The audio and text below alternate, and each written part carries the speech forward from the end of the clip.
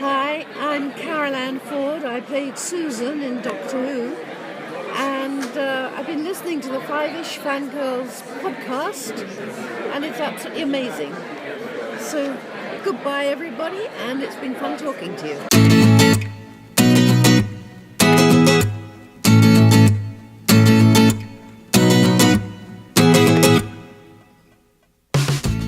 The tangents of Squee continue all the way to episode 210 of the Five-ish Fangirls podcast. You want the whole universe, someone who has seen it all, and that's me. I've lived longer, seen more, loved more, and lost more. I can share it all with you. Anything you want to know about what you never had. Welcome everyone to this week's episode of the Five-ish Fangirls podcast. So glad to join us. Let's start off like we do every week with the virtual table and see who's joined us this week. This is Brittany in Bethlehem. This is Chrissy in Salt Lake City. This is Sally from Wisconsin. And this is Rachel in Indianapolis, Indiana. Hello, everyone. Woo-hoo. Hi, everybody. Yay! Yay! I finally didn't have to work an evening. Or Monday and evening, she has I guess. childcare. Yes. My husband is in the other room with Alex, and they're entertaining themselves, and it's wonderful. Yes. Nothing like some good father-son bonding time. Yes. Very While nice. mommy has girl time. Yes. Oh, I have missed this, and every time a new podcast episode goes up, I'm like, but unless it's something that's filled with spoilers, and then you're like, oh, glad I missed that. Well, and that too. We haven't been able to get to the movies. Like this past weekend, we were like totally going to go see Bohemian Rhapsody, and I came down with the stomach flu. Ooh. So I still haven't seen it. I still haven't seen it either, so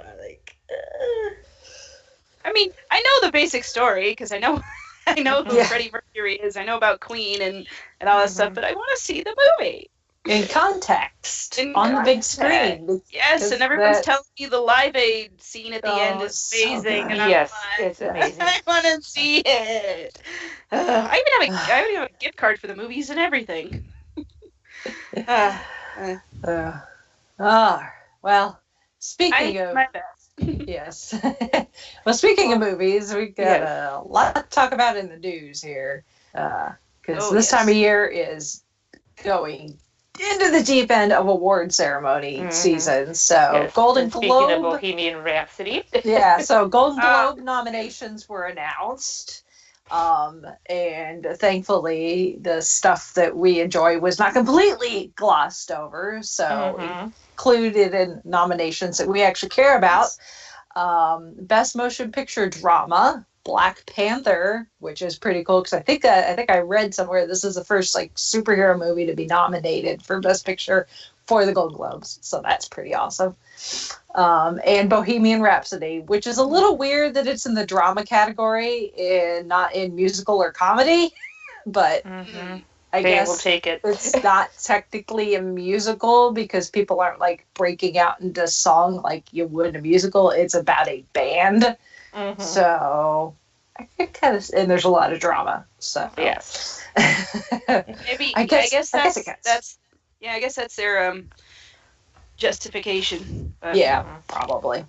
And then Best Actor in a Motion Picture Drama, Rami Malek for Bohemian Rhapsody. You know, I gotta pause here because I have seen so many. I guess critics or like internet people say, oh, Bohemian Rhapsody, it's not that great of a movie, blah, blah, blah. And like I said, I haven't seen it yet, but I'm just kind of like, could something I like or, something I'm interested in actually, get a little bit of attention and nice things from the awards. I mean, I know the awards are kind of, political and you got to know the right people to get in and whatever, but it just would be nice. So when I see Bohemian Rhapsody getting nominations and things, I'm like, you know what? I am pleased that maybe they're starting to come around. I don't know if this is a step in the right direction for award season. I guess we'll know for sure when the Oscars are announced and if it's the same batch of crap that nobody cares about except for really snooty film people, or if it's actually going to be stuff that audiences like. So, you know what? Good on the Golden Globes for that nomination. So we'll see how it shakes out. Yeah, but even the snotty awards, you know, the Oscars and stuff, they tend to enjoy biopics. Yeah. So it just happens to be a biopic about a band and an artist that was really insanely popular and people really love even now. So Yes. Well, with good reason. yes.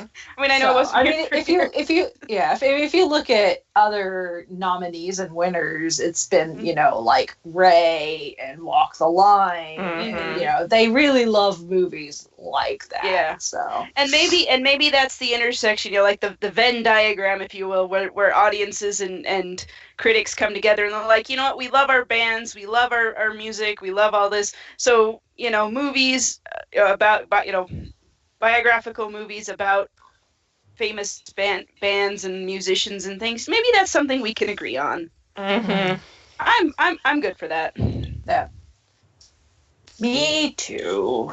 So, best motion picture, musical or comedy, Mary Poppins Returns, which isn't even out yet. Yeah, I know. I saw that. I was like, but Mary Poppins isn't.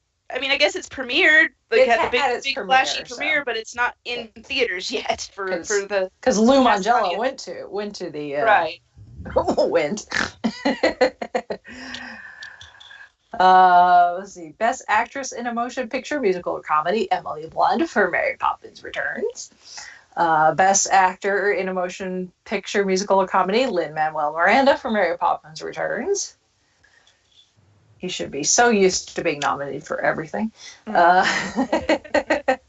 Best motion picture animated, Incredibles 2, Ralph Breaks the Internet.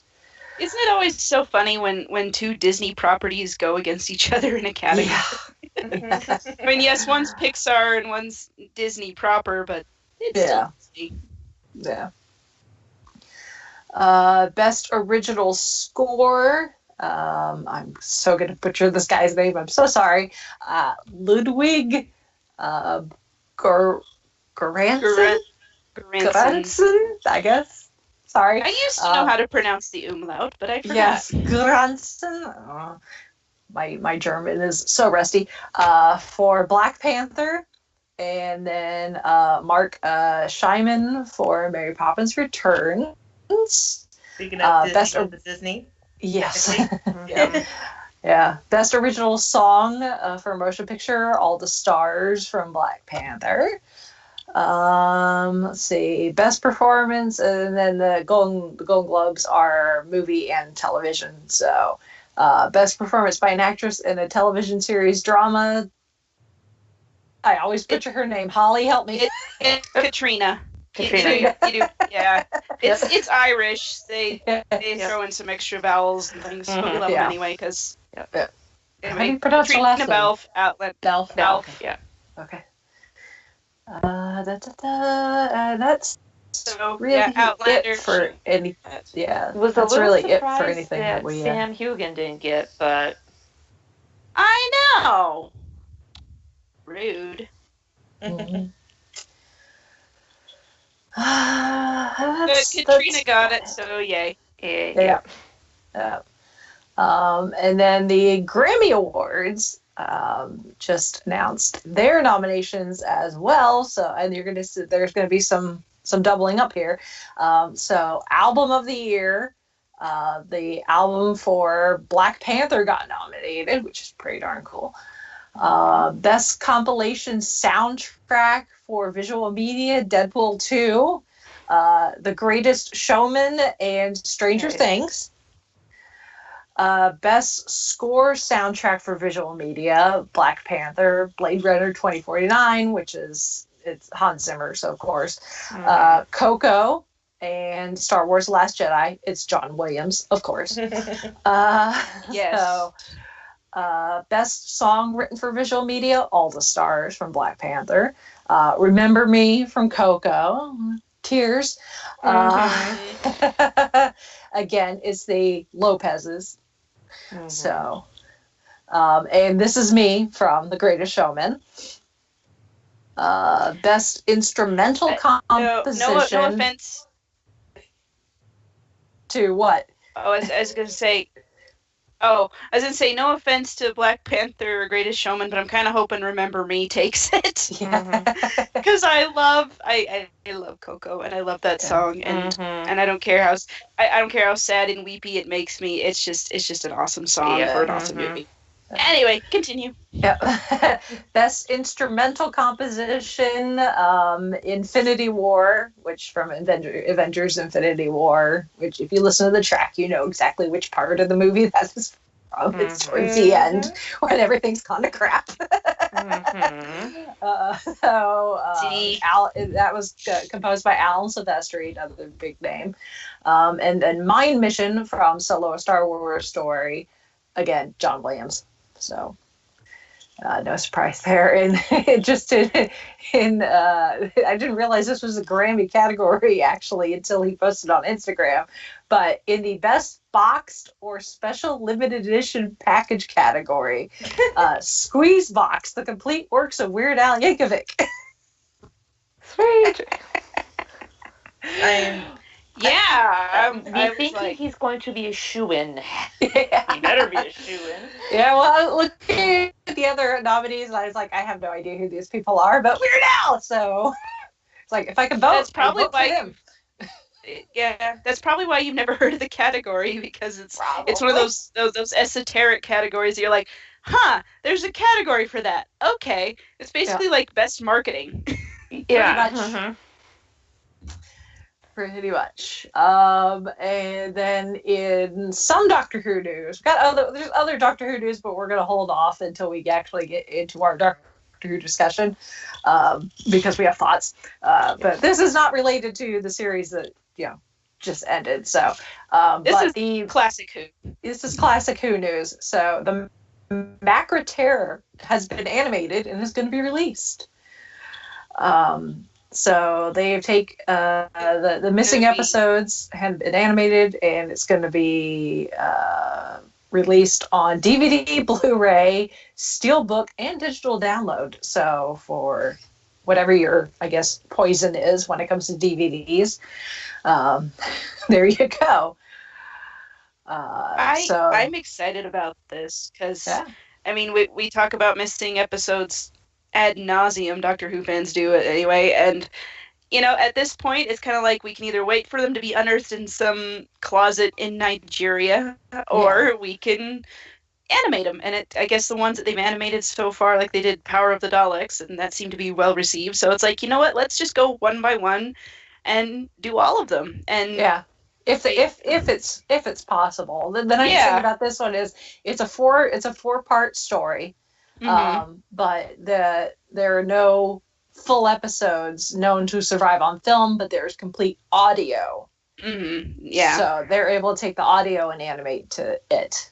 So and that's the case with all of the missing episodes. There is at least audio because people, we've talked about it before. Back in the day, they would record the audio off TV so they could listen to it later, because this is obviously in the days before VCRs and recording stuff, so that's how they did it. And you know what, then it works.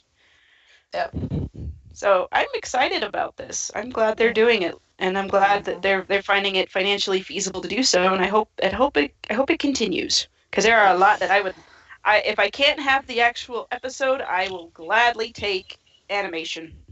Same. Yes. Yeah.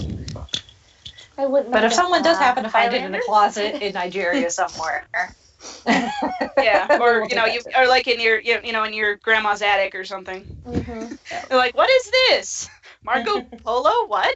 But I've had dreams where I in London for some reason, and I find this old chest in an attic, and I open up and I see one of those old film cases that says the Highlander on it. I'm like, and I wake up and get sad because it didn't actually happen. Yeah.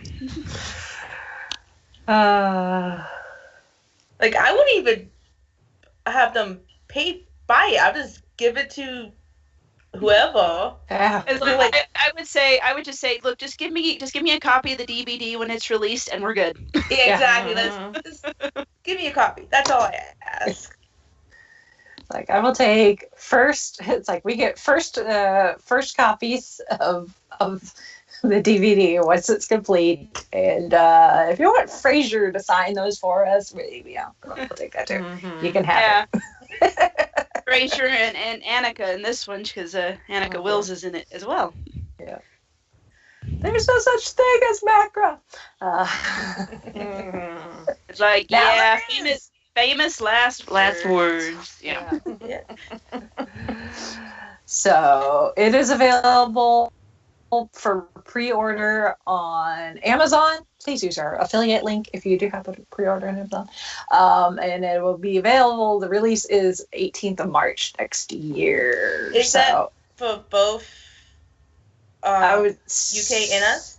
I would assume so. I'm going to check really quick. Yeah. I thought I know, like sometimes at the same time, but other times UK gets it first.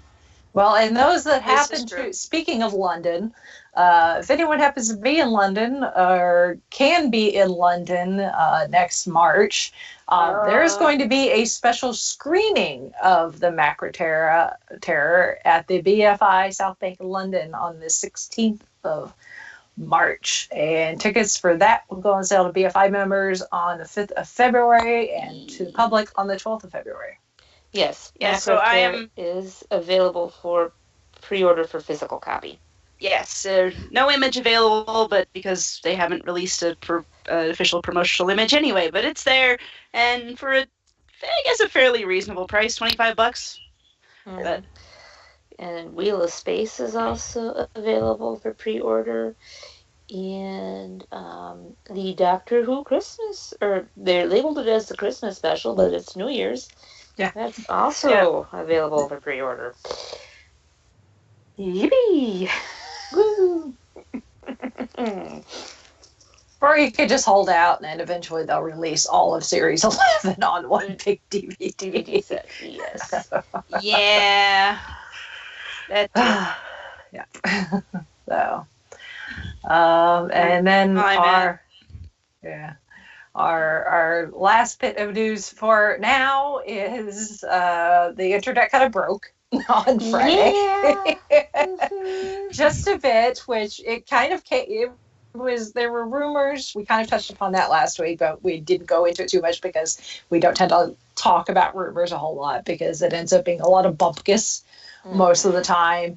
I had read somewhere that it was supposed to drop last Wednesday, but they pushed it off in respect for President H.W. Bush's funeral, which was on Wednesday.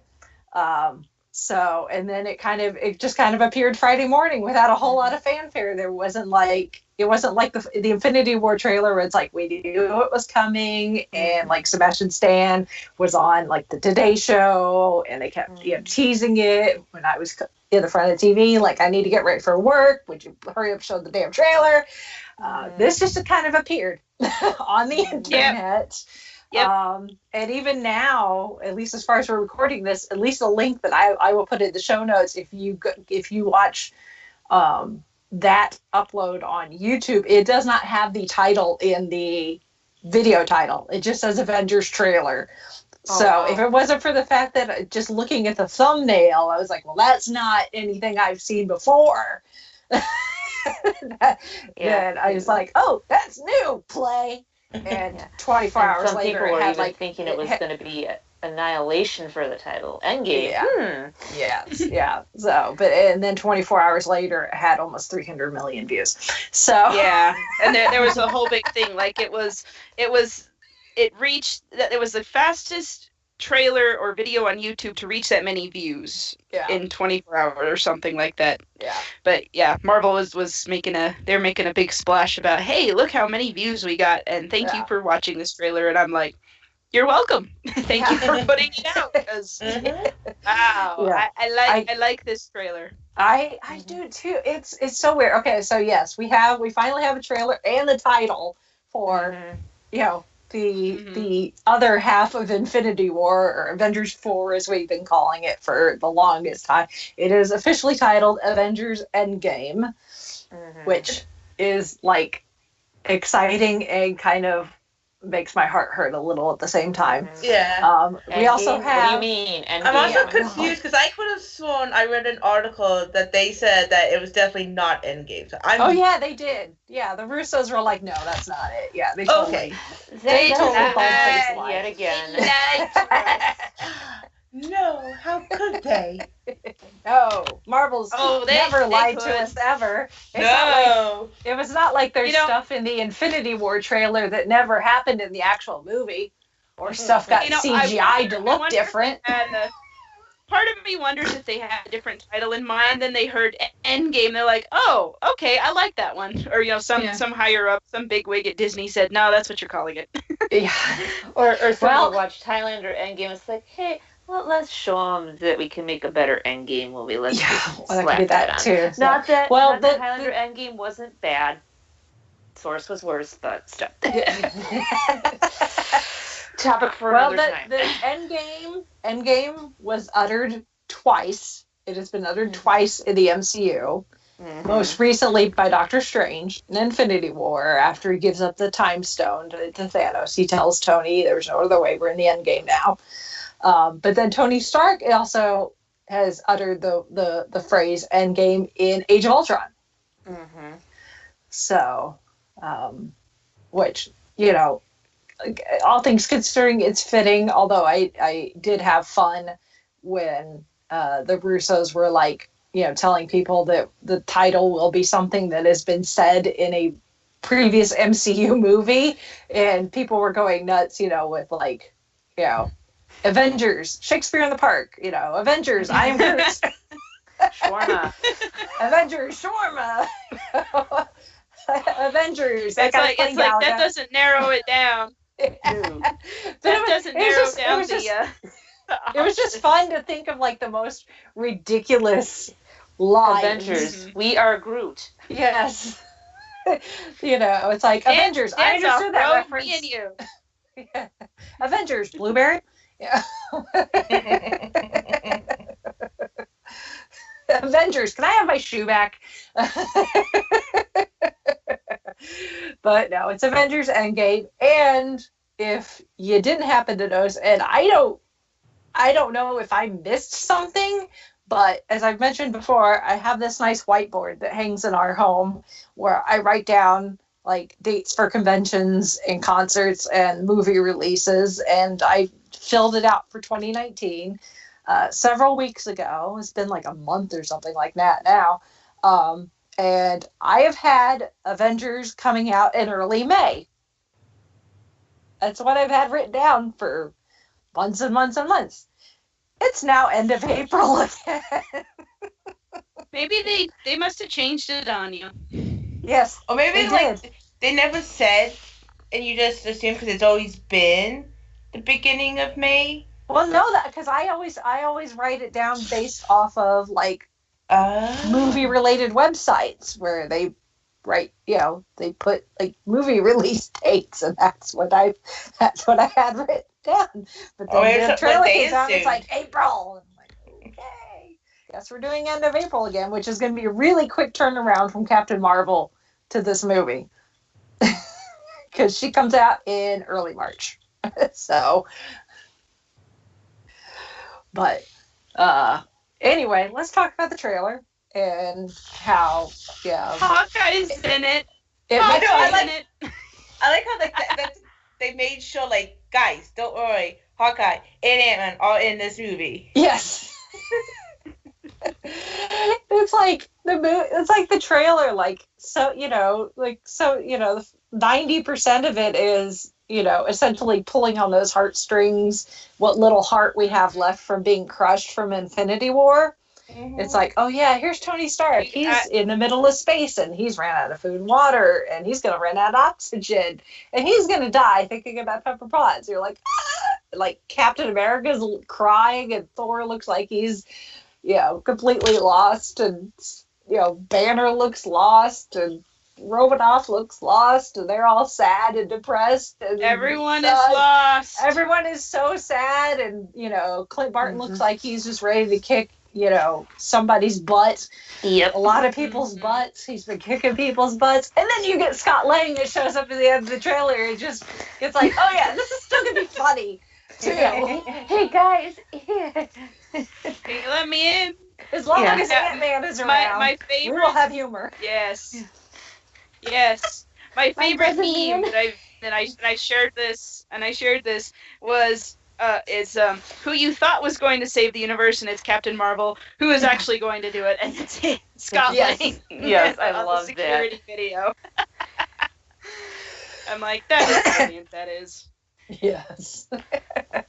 And there's all sorts of theories. I mean, you can go out there and go on YouTube and find people's, of course, as soon as these trailers drop, the folks are tearing it apart frame by frame and speculating. I was like, oh, what does this mean? What does this mean? It's like, we get this shot of the Avengers facility and it's like the grass is green and they got the plane sitting out.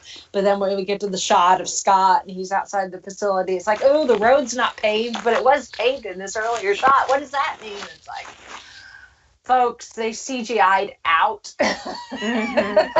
Infinity Stones in the Infinity War trailer. They gave us a shot of everybody running through Wakanda that never even happened. You can't believe everything you see. They had the Hulk in the trailer, and he never showed up in the movie. Exactly. Well, he's in the very beginning. Yeah, but this was during the scene in Wakanda. Yes. It's like, take the trailer, speculate all you want. Just know you're probably being lied to. But Scott Lang probably is going to save everybody in his I'm curious of how he got out of the situation that happened at the end of Ant-Man and the Wasp. Yes. But I think how he got out of that situation is going to be important on how they fix the situation.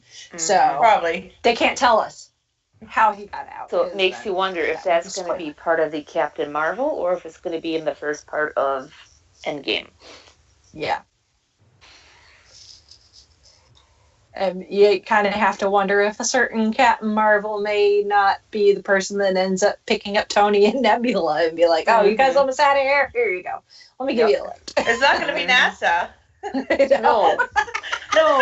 Have you guys seen how many times has that tweet been retweeted by now? I retweeted it, but I'm like, I gotta find out. Because that thing, you gotta love I've NASA seen having it a sense of humor about this. Yeah. I've seen that tweet on people that I'm like, you guys, I would never think of these people retweeting a Marvel joke from NASA. It's like 130,000, like 255,000 times, 4.6 thousand comments. It's like, holy cow. It was like at one point I just down my feed. It was just that one tweet thing retweeted out, and I'm like, Marvel. It's because it's a Marvel joke from NASA. Yes. It's the best thing ever. Oh yeah, I'm not disputing that. I'm just like, wow. Us nerds, we gotta stick together. If you can't be a nerd at NASA, where can you? So yes, let the speculation and the frame by frame investigation of the Endgame trailer continue until we get another one. Probably Super Bowl would be my guess. That would be a good time to drop another trailer. Is probably Super Bowl. So. Or do you think they would do it during award season to get more viewers to watch? But they don't get a lot of love from the awards though. So it's like why help out organizations that don't hate your stinking guts. Yes. I didn't say that out loud. That was supposed to be internal, not external. Hey, Black Panther's getting some love, so yes, it could be a step in the right direction. I'm not going to complain. Nope. It's still part of the MCU. I'll take it. Mm-hmm. So, but we're now less than 100 days from Captain Marvel, and 100 and last I checked, under 140 days, I think, till Endgame. So it'll be here before you know it. Mm-hmm. Indeed. I just hope the next trailer is not as depressing. It's like Mm-hmm. it's like the Infinity War trailer. Like, even though I knew the movie itself was going to be like throw my heart on the floor and step on it. Like, the first trailer came out and the trailer started to come out, I was still so excited. But it's like this one, I'm excited, but at the same time, I'm still feeling like that, like the depression from Infinity War has not quite gone away. Tony's message. I'm just like, okay, I'm getting flashbacks to Peter and Mr. Stark. I don't feel so good. I'm just like, well, it's like Iron Man's one of my favorites too, and to see him, like, resigned to, like, I'm gonna die out here in the middle of this space. I'm like, no, Tony. Yeah. And honestly, I've been so verklempt since Infinity War, and I just haven't been able to go back and watch it because, first off, like, it pretty much ruined Thor Ragnarok the ending of Thor Ragnarok for me, because all those people died. Yeah. And I'm like, but that was such a happy ending, and they're gonna go establish another Asgard, and then everything happens that happens, and I've just been so annoyed. And then this trailer with Scott Lang at the end saying, "Hey guys," and I'm like, okay, maybe I can forgive you guys for this. Maybe I'll give you one more chance. We'll see. Yeah. Depends on who's left standing at the end. Yeah. Yeah. Right. Yeah, I've been feeling not a lot. We'll see. Like that, the thing when Captain America was saying, "This has to work," because I don't know what I would do if it doesn't. I know. You're speaking my mind there, Steve. That scares me so much. I'm like, what are you planning on doing? What? Like, I'm so with you. I don't know I don't know what I'm gonna do if it doesn't work either. We're all right there with you, Cap. Yeah. Oh my. Too bad we couldn't have a crossover with a certain BBC production. That might help. Yeah, really. Where's the TARDIS when you need? Yeah. Hey, Doc, does the sonic screwdriver happen to work on an Infinity Gauntlet? Asking for a friend. Yeah. Doctor would be like, sorry, fixed point in time. Meanwhile, all the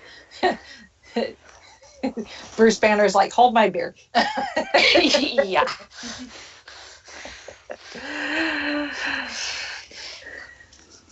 Just wait till the science bros get back together. We'll show you fixed point in time. Puny evil Time Lord, looking at you, Master. It's like, TARDIS, meet the time stone. All right. I just had a random, crazy, mind-bending thought. What would happen if you used the time stone in the TARDIS? Ooh, problems. That, or the Doctor would never have to head to Cardiff again to Time Rift. Yeah. I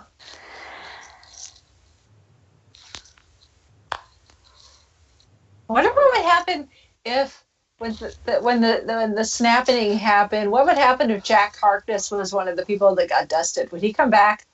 Oh! I would think so. Yeah. Would the dust fix itself? I mean, he's literally been blown to smithereens and come back. So yes, this is true. I'm thinking so. Anyway. This has been your Marvel Doctor Who crossover segment. There's some questions fodder, need answers. I think there's fodder for any fan fiction writers that happen to be listening. You can have those prompts there. So, all right.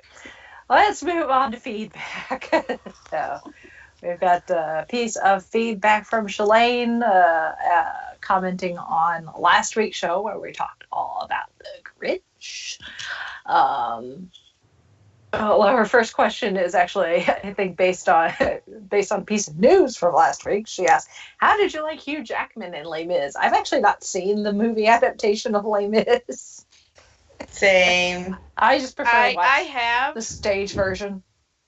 I have seen it. I've never seen the stage version. I know, sacrilege. The movie's fine. The acting is okay, and the singing is fairly decent.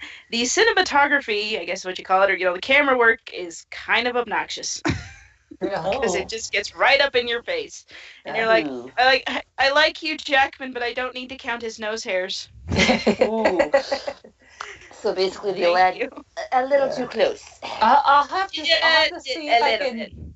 I'll have to see if I can find it if it's still available on YouTube, because YouTube they'll like leave stuff up forever and then one day decide to take it down. But you can find like proper stage versions, like the full thing on YouTube, like the 20 or 25th anniversary like production of it. So if I can find it, like put the link of it in the show notes. I didn't realize Eddie Redmayne was in it. Okay. Yeah, he plays the revolutionary kid that I can't remember his name. I am an uncultured swine. I know. I know who Ethemine is because I felt bad for her. So she continues and she says she loves the Jim Carrey Grinch movie, which is good. That's fine. She says it has some good quotes and a good song. She says she likes the Benedict Cumberbatch, but she likes the Jim Carrey one more, which, again, that's fine. She's like, I didn't get time to rewatch the first Fantastic Beasts and Wreck-It Ralph. She's like, I'm going to watch them around Christmas time. I still need to find time to rewatch Wreck-It Ralph so I can go see Ralph Fix the Internet. She says her last thing is she thinks the Dr. Seuss books are better as animation than live action, and I think she's right. I think that's the consensus we kind of came to last week. It's like they're cartoon books; they should stay in cartoon form. Yes. Yep. Thank you, Shalane. Yes.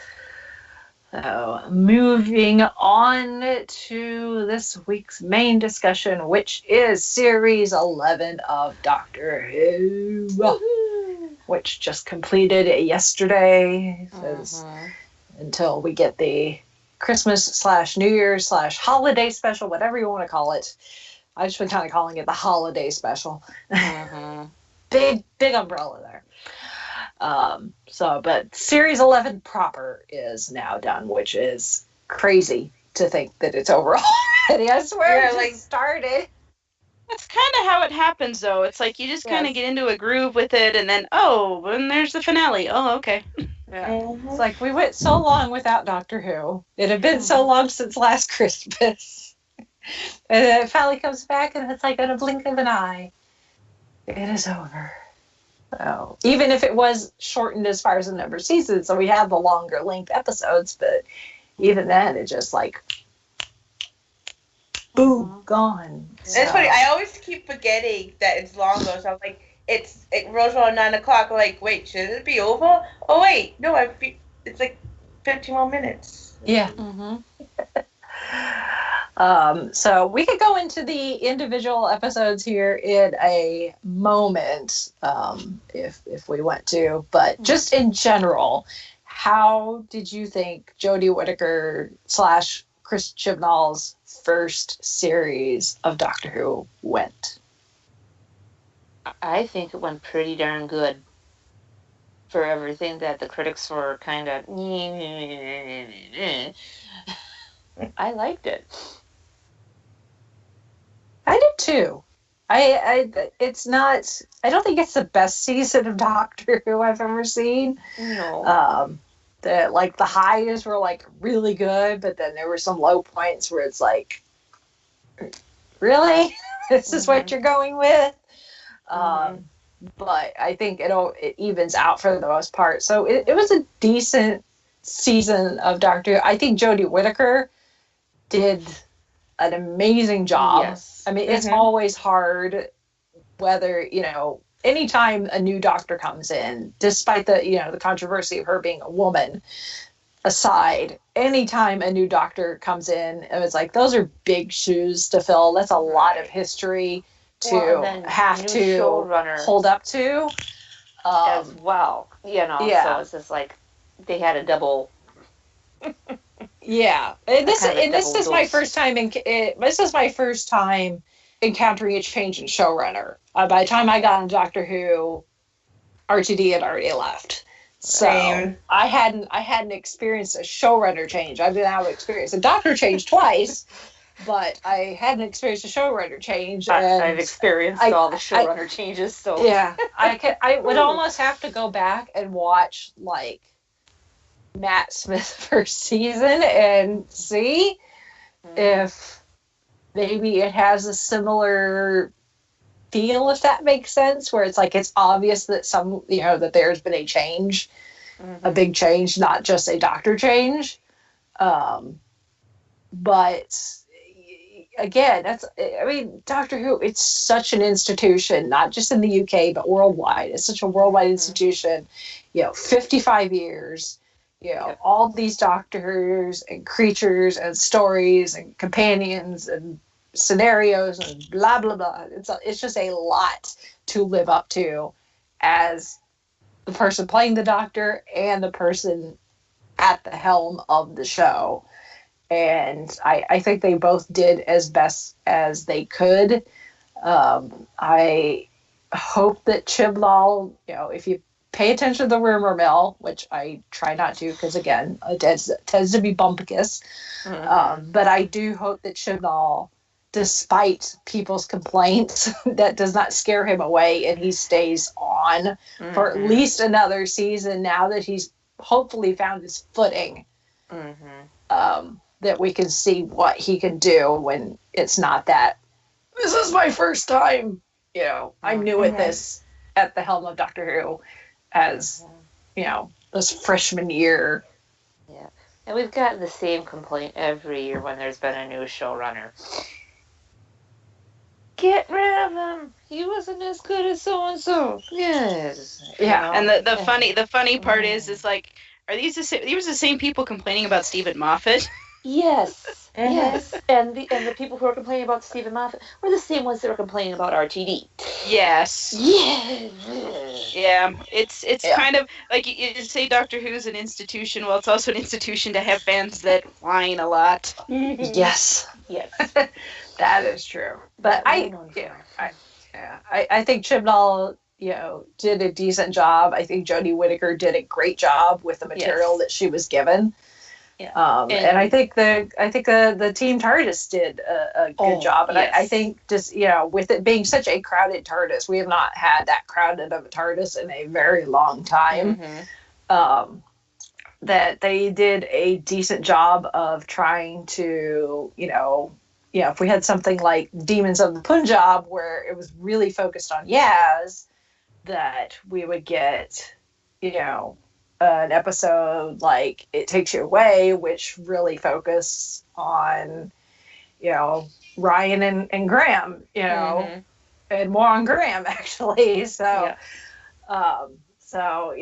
it's not. And one thing I love about the companions this season is just, and I said this for when we, talked about the series premiere, The Woman Who Fell to Earth, just how,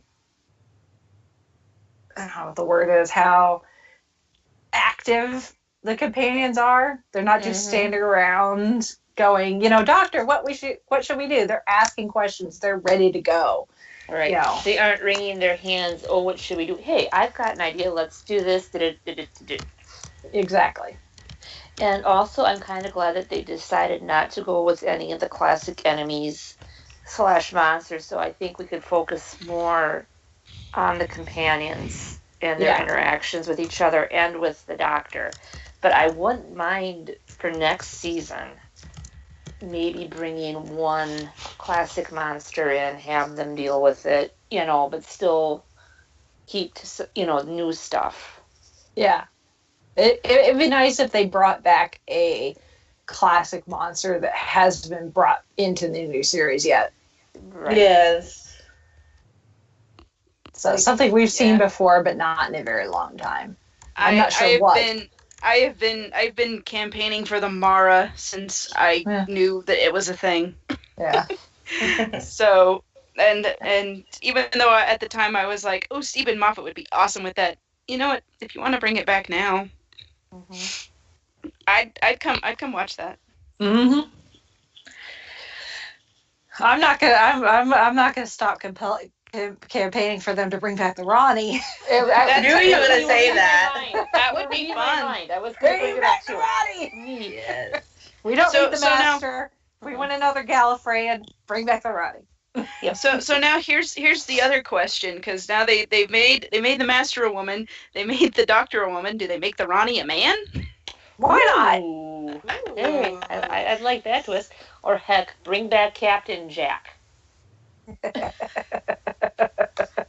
God, can you imagine Captain Jack's reaction when you realize? Yeah. Oh, I mean, Big Finish. I can't remember her name now.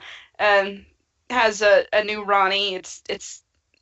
She's awesome. I've listened to the story that she's in. It's a 6 Doctor story, and now for the life of me, I can't remember. The Ronnie Elite, and then there was one other, but I can't remember the second one. I can't remember the name of the actress who plays her in Big Finish, but she had the official stamp of approval from. Let's see. I mean, I'm gonna look it up because it's gonna bug me now that we're talking about it, even though this has nothing to do with the season that just ended. Blah blah blah. It's related tangent. It works. Yes. It is.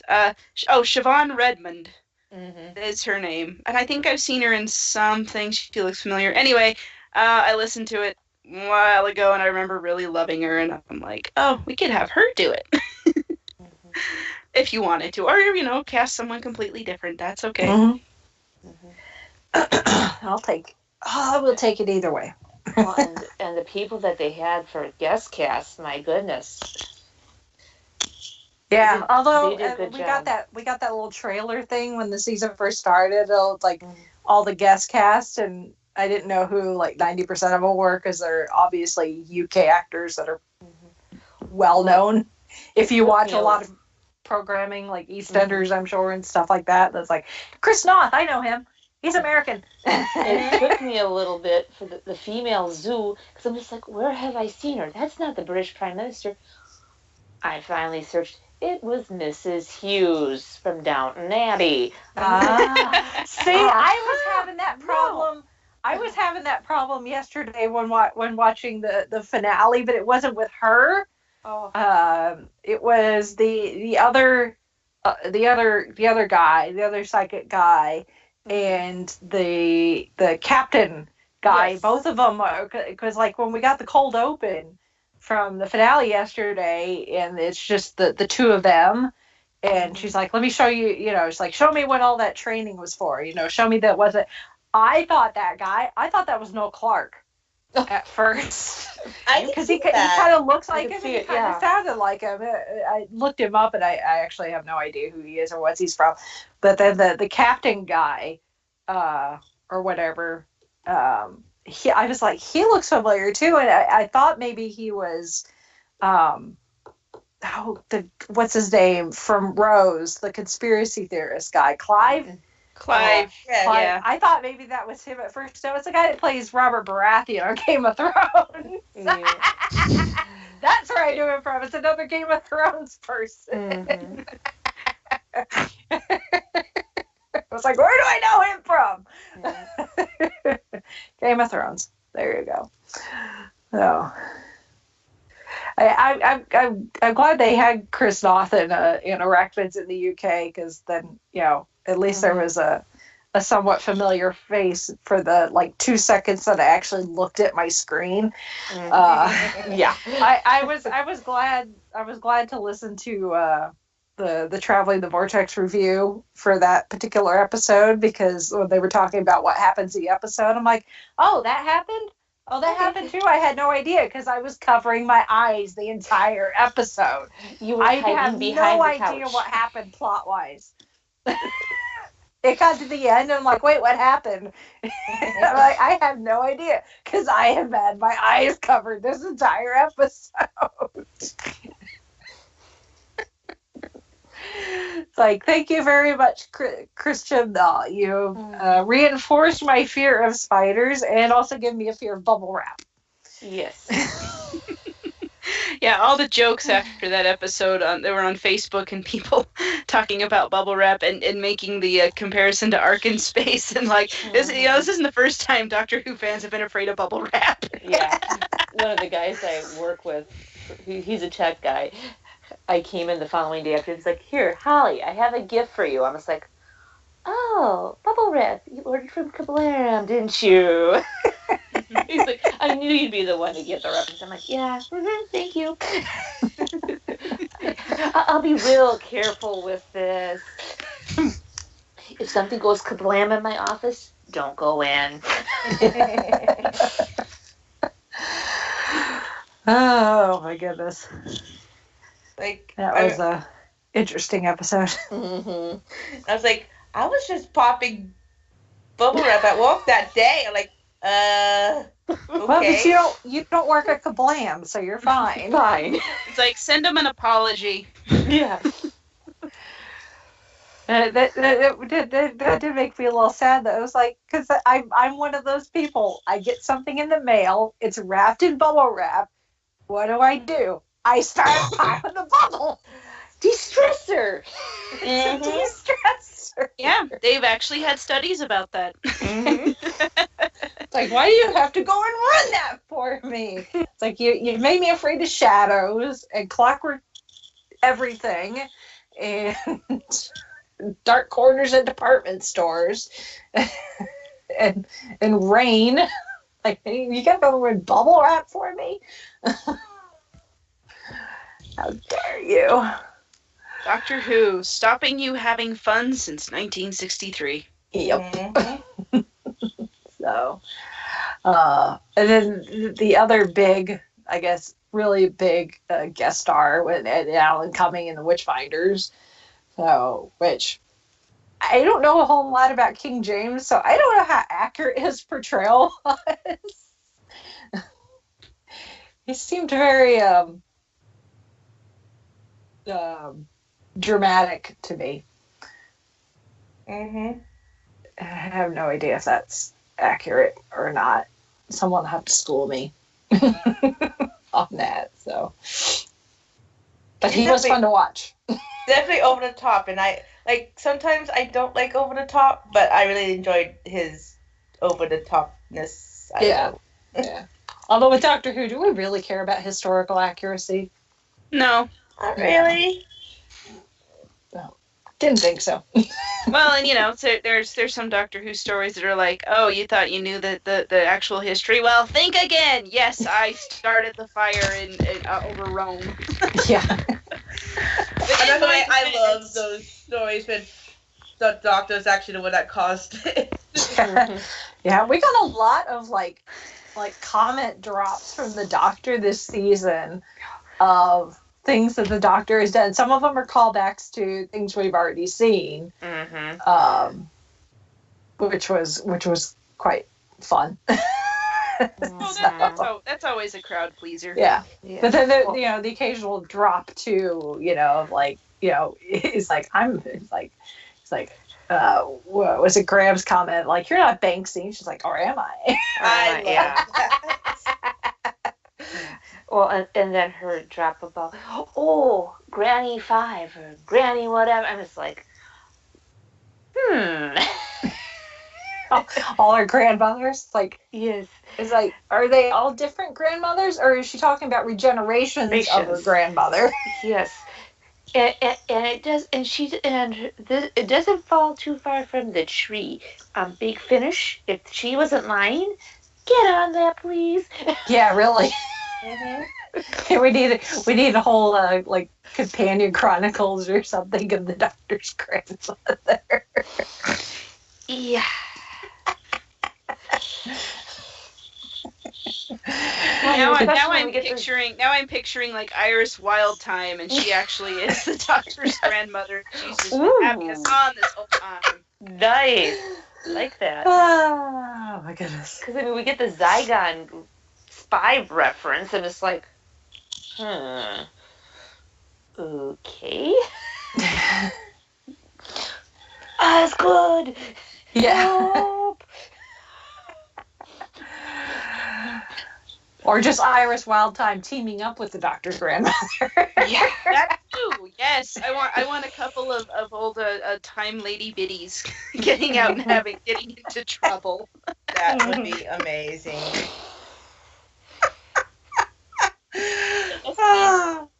Like, let me get on Twitter at Nicholas Briggs. We got an idea for you. You can have it like. I want 10. Iris Wildtime with the Doctor's grandmother. Granny's on the loose. You can have that one. Oh my God! Yes. And they team up with Joel. Oh my goodness. Could you imagine that? Now, that would be something. I would like that. Now I need to go find, because there is a story with Iris Wildtime and Joe Grant, because Katie Manning is both, and I can't remember if it's a companion chronicle or an Iris Wildtime story, but I need to find this and listen to it, and just to get the feel for it, because I'm like, oh, that'd be funny. I need this in my life. Oh my goodness. Yes, Nicholas Briggs, all that we ask if you do, we'd like advanced review copies. Yes. And we'll review it on the podcast and everything. Oh, Big Finish needs to hire us just as like idea people. Oh my goodness. Oh, we have ideas. Yes. Crazy, insane ideas, but hey, they work. Because like all the ideas like I've had for fan fiction, I just can't get it translated. I give to people who can actually write stories. Yeah. Dear Big Finish, will work for audio. Yes. Your stuff's not cheap. Will work for box sets. Yes. We're easy to please. Right. Yes. Oh my goodness. So back to series 11. Yes, sorry. Tangents. Tangents on our podcast? Never. No. Is there anything that like really stands out?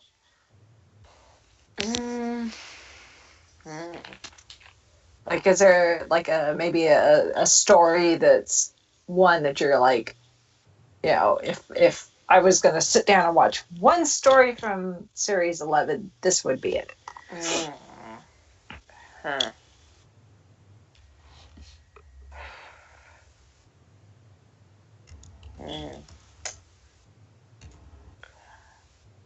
I'm kind of in between like Rosa and then Witch Hunters. Yeah. There's not really a story that's like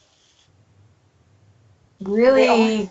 They all have like rewatch value. Yeah, but there's not really one that's like. This is the definitive. Right. Yeah. Yeah. One, like when I go back and rewatch season. Yeah, like when I go back and rewatch season 2, I always have to rewatch like Girl in the Fireplace or something, or High School Reunion, or School Reunion. Yeah. No, because some of the stories are really good. Like Rosa, I think is a high point. It was a really good story. Demons of the Punjab was really good. It's a really strong story, but it's like they're kind of depressing at the same time. Like even the premiere, like The Woman Who Fell to Earth was really good, but then you have The Death of Grace, which kind of puts makes it more morose. So it's like there's a lot of death in this season, which kind of sucks Mhm. when you think about it. The finale, honestly, I don't think was that good. It didn't feel like a finale. No. Yeah. Like, it's real because the season premiere didn't feel like a season premiere either. Mm-mm. Besides, like, the fact that we got all the new characters, but Yeah. it didn't really scream a premiere, and this one didn't really scream a finale to me. Yeah. Unless they're kind of leaving it for the New Year's Day special. I mean, just Which, kind of the that's way... weird because they've Yeah. never done that. It's always Yeah. been, Christmas has been its own thing, and like the Mhm. finale is like, okay, the story is over, we're done. I mean, it like Right. there's been some like Last Christmas, so there's like this thread that's kind of left hanging, but it's more of an epilogue.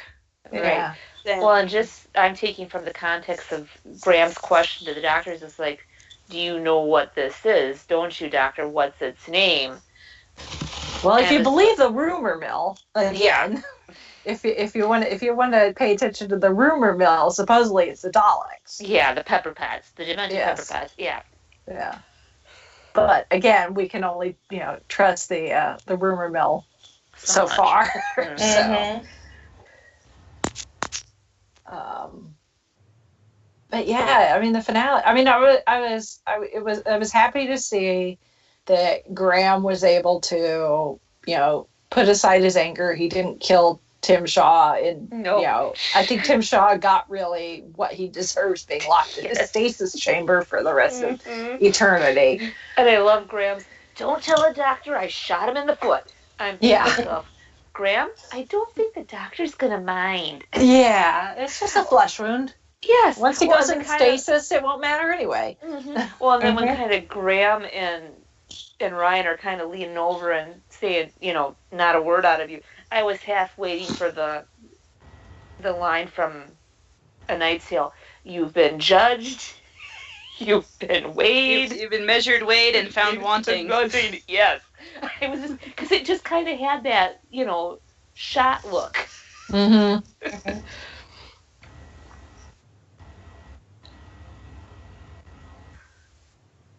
Yeah. And then, too, I had mentioned to Britt, Tim Shaw kind of almost had a little bit of a Kylo Ren thing with his voice going. I'm just like, okay. Yeah. I had trouble understanding what he was saying in some spots because of the effect that they put on his voice. And I wasn't necessarily a huge fan of that. Yeah. So I'm kind of glad that we're probably not going to see him again. That was kind of annoying. Please don't break out. Hopefully that stasis chamber has a deadlock seal. Yeah. Well, then they said they did seal the building too, so hopefully it sticks. Yeah. Because I'm kind of over Tim Shaw. Yeah.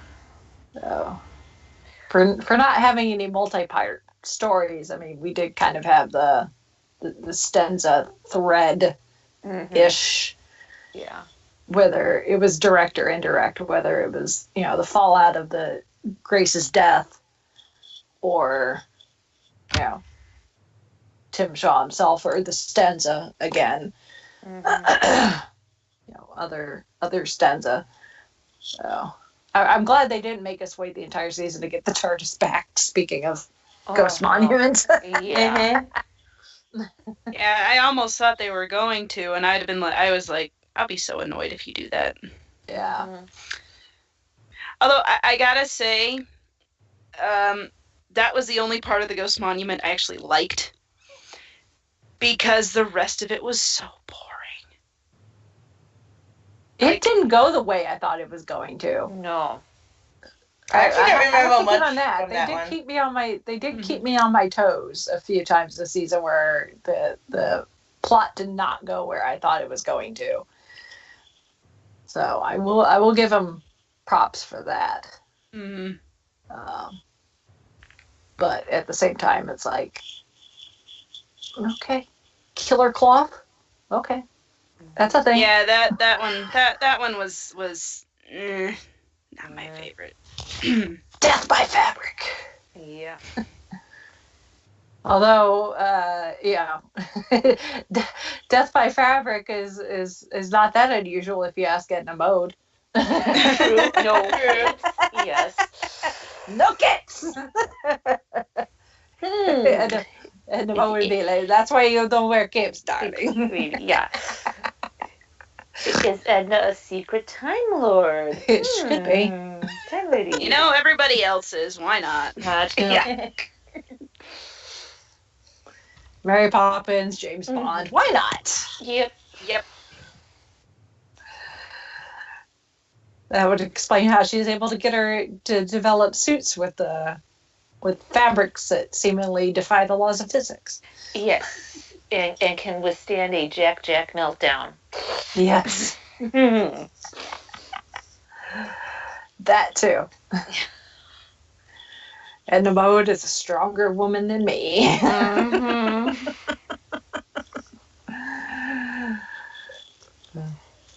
Excuse me. So, that being said, we were somewhat jokingly, but yes, speculating what we'd like to see for the next season. So let's talk about that bit of news about season 12. Which And anybody got 2020 vision? I guess we got to get all the mileage out of that joke we can get because Yeah. we're almost there. That's scary in itself. Yeah. Because when it was I was like, when you say 2020, it seems so far away, but it's going to be 2019 here in like 3 weeks. Yeah. Exactly. I guess this is how we felt. This is how like older people felt when the year 2000 was coming, and for years it was like, you know, it's the Jetsons, and it's not. You know, I saw the news and I was like, okay, this is weird because so I mean we've skipped years before and they've given reasons, like, you know, in 2016 it was the Olympics. They didn't have a season of Doctor Who that year. Okay, you got to broadcast the Olympics, got it. And I think 2012. Now I can't remember, or there was some scheduling thing with 2012 and they didn't. 2012 London hosted the Olympics. Yeah, and I like so. I don't think, did we get a season of Doctor Who that year, or was like part of a season? Now I can't remember, and I'm feeling dumb. Anyway, they might have done halvesies that. Yeah, I think. Yeah, because I think 2012 was the half-seas year, because that's when I started watching. Okay, yeah, So. it was the half. Now I remember. Okay, but 2019, what's going on in 2019 that you need to take a break? I mean, 2020. That would make more sense to take a break because the Olympics, because that's kind of the big thing. But I don't know.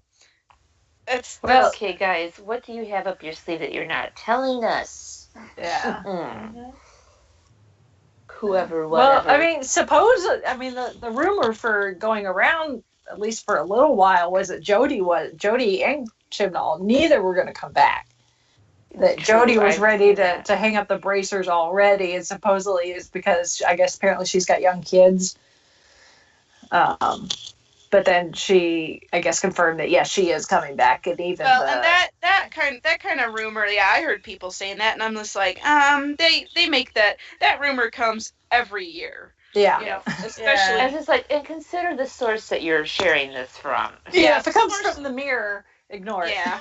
I didn't even really bother looking into that rumor because I was just assuming it was all the people who don't like her and wanted to stop doing. Oh, look, she's not even lasting a season or 2 seasons, I guess.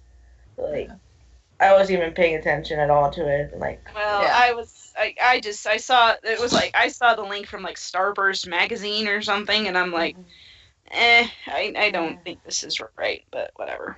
Yeah. I mean, the British tabloids are like, I mean, you think American tabloids are bad. The British tabloids are the worst of the worst. It's like they only exist. I mean, they invented clickbait before the term clickbait was even a thing.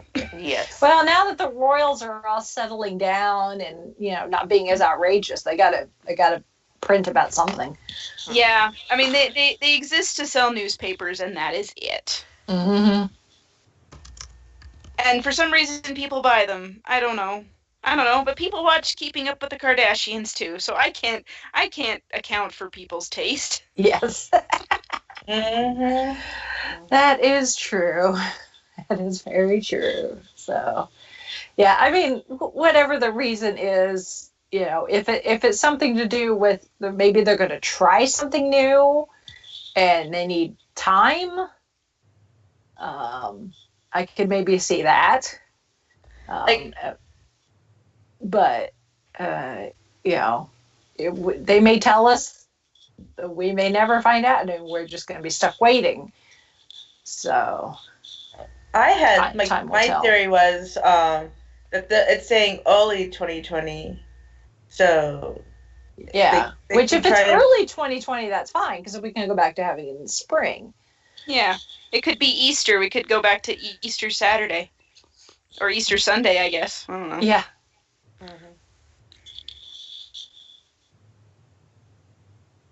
But at this point, we don't know the why, and we don't know exactly the when. But at this point, we do know that Jodie is coming back. Yeah. Even the thing that they posted on Instagram, it said that they specifically use the female, wording when talking about the doctors. Like the doctor will be back with her, friends, in 2020. So. Well, and even that, I mean, they would have had they would have hyped the regeneration already. Yeah. So it's like, unless they're pulling a fast one on us, which I severely doubt.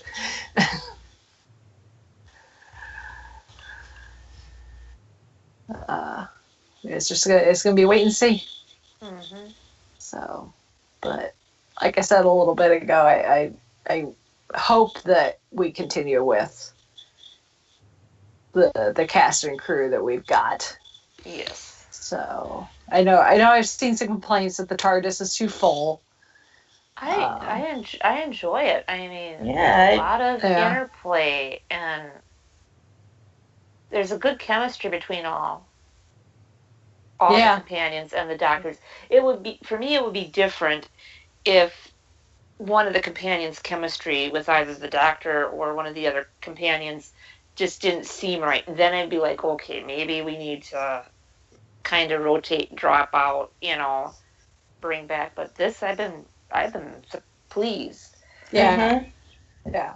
And they're good, strong companions. Yes. And I mean, sure, the doctor has gotten snippy a couple of times with them, but at least she stopped, realized, and explained herself. Yeah. Instead of having to be reminded by a companion, hey, that was kind of rude. She doesn't need note cards. Yes. No. She doesn't need note cards. She doesn't need the prompting and nudging that a couple of her former incarnations needed.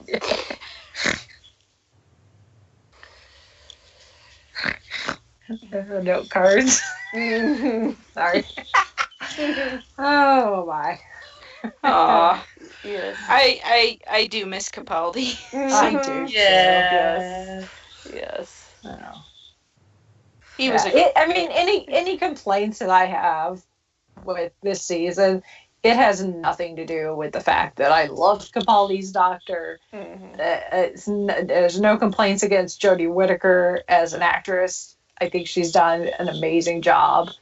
But it definitely has had, we're new, we're still figuring out how this is going to work. Right. And how, how Chibnall wants to put his own fingerprint on Doctor Who, which he has his right to do so as the showrunner, but at the same time make sure to be respectful to the history. Right. It's a very, very fine line. Yeah. Right. and not alienate the fans that have been there, and also bring in some new ones, and and not bore the fans that have been here and are like, oh, we've seen there, we've been there, done that. Mm-hmm. It's like, so, yeah, it's a tough spot to be in, and I don't envy Chibnall or Jody for where what they've had to do over the past year, and more power to them. I don't think Chibnall was too talented, but at least he's going slow. It's not harsh right, harsh left. Boom, here it is. Yeah. Kind of a gradual progression. Yeah. We'll have to see how the holiday special turns out. Yeah. Yeah, especially if the rumors do end up being true and we get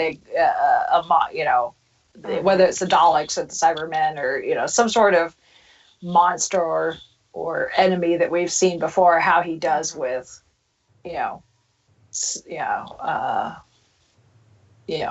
obviously it'd be a new story, but not a new monster. It's not something that's been established. Yeah. So, but we still got weeks before that. We got a ways till New Year's. So weird that it's not on Christmas. Yeah, it is. But it is what it is. Ooh, excuse me. All right. Any other thoughts? No, I'm good. Anyone else? I'm good. Speak now or forever hold your peace. At least until New Year's. Yeah, that too. All right. Well, if any of our listeners have comments or reviews or anything they want to say about Doctor Who or anything else we've talked about in the past, send us feedback, if you will. Our email address is fiveishfangirls@gmail.com. You can also visit our website, which is the5ishfangirls.com. And you can also find us on Facebook and Twitter and Instagram and YouTube, and all those links are at our website, as I said. And then also a special little plug, since it is the Christmas gift-giving season, if you're doing any of your shopping on Amazon, visit our Amazon store, and we'll get a little tip from that if you as you're doing your purchasing, and doesn't cost you anything extra, and it just is a nice way to help support us. So if you don't mind, we really appreciate that. And there's always our Patreon page, which is always open, and our merchandise shop. You can get yourself a t-shirt or a bag or something else cool. Also, for the gift-giving season.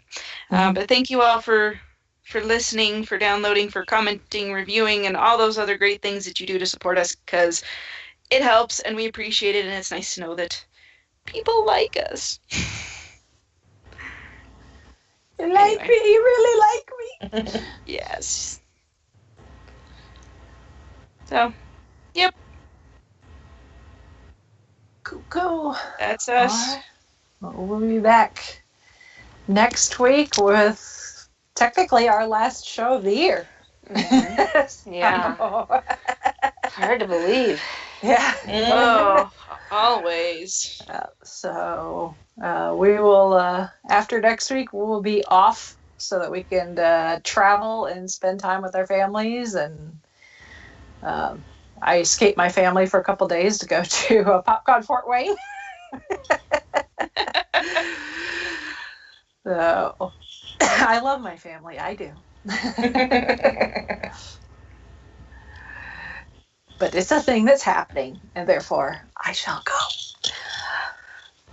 So yeah, we'll be back next week to talk about everyone's favorite nanny, who may or may not be a time lord herself, depending on who you listen to. And then we'll be off for the holiday, and then we'll be back at the start of 2019 to talk Doctor Who again, this year's holiday special, and do our fandom year in review. That will be coming too, so you can start thinking now if there's anything that happened in 2018 that you think is notable as far as fandom is concerned that you want to make sure that we bring up when we do our year in review. Hit us up on the social medias. Yes. And any other feedback you got. So. Yep.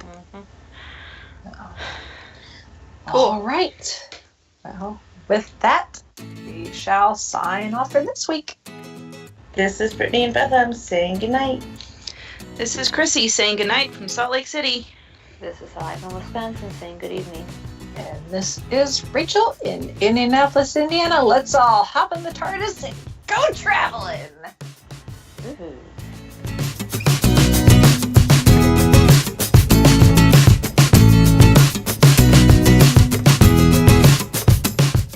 You have been listening to the Five-ish Fangirls podcast.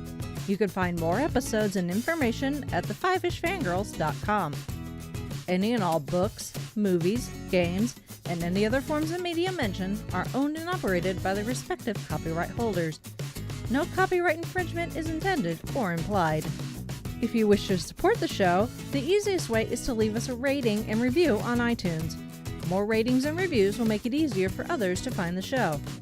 If you wish to support us monetarily, you can do so at patreon.com/5ishfangirlspodcast. All money goes towards fees and equipment to keep the show going. For official Five-ish Fangirls merchandise, visit redbubble.com/people/5ishfangirls. We love hearing from our listeners and encourage feedback.